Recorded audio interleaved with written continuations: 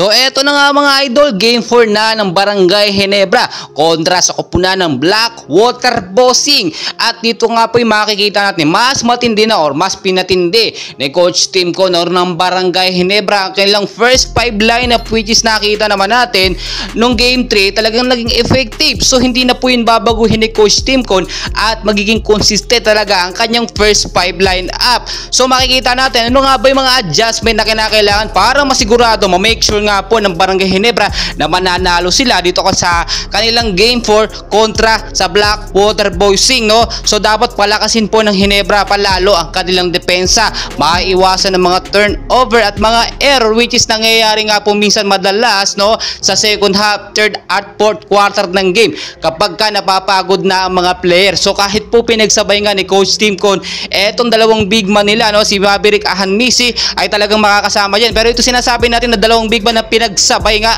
dapat pwedeng kahit magkahiwalay. Japet Aguilar nga po at si Stan, no, or Stan Hardinger, which is dapat yung isa lang ang ipasok doon at yung isa ay reserba dito nga po sa second half or sa third quarter ng game at fourth quarter ng game para makapagpahinga naman or si Japet Aguilar o kaya si Stan. So nakita natin kung ganun po ang mangyayari na may posibilidad talaga na ma-make sure ng Barangay Ginebra na mananalo sila.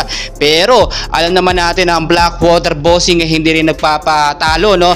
Malakas or mas pinapalakas na nila ang kanilang depensa. Talagang pinagandaan nila ang magiging laban nga po sa Barangay Ginebra. Do alam naman natin na talo nga po, no, sa Game 2 ang Ginebra, pero it doesn't mean na hindi nila matidepensahan ang pagiging defending champion nila ngayong season na ito, no? At alam naman natin, no, nasa adjustment period pa rin kasi ang Ginebra, lalo na bagong Tony Bishop import ng Barangay Ginebra, nangangapa pa, very unfamiliarity pa ang nangyayari. Pero kapag ka nakuha or nagtuloy-tuloy po ang magandang chemistry ng Barangay Ginebra ay for sure talaga mananalo sila dito. Wag lamang sila magpabaya kapag ka nakalamang sa first quarter, second or sa first half, dapat ma-maintain po nila yun hanggang sa second half. Tulad na nangyari sa Game 2 na talagang almost 25 points ang lamang nila, no, sa kanilang kalaban na Magnolia, pero nahabol sila. So yun po dapat yung maging pag-iingat ng Barangay Ginebra, palakisin ang depensa, talagang gamitin yung mga big man dito sa second half, third at fourth quarter ng game para masigurado po ang magiging laban.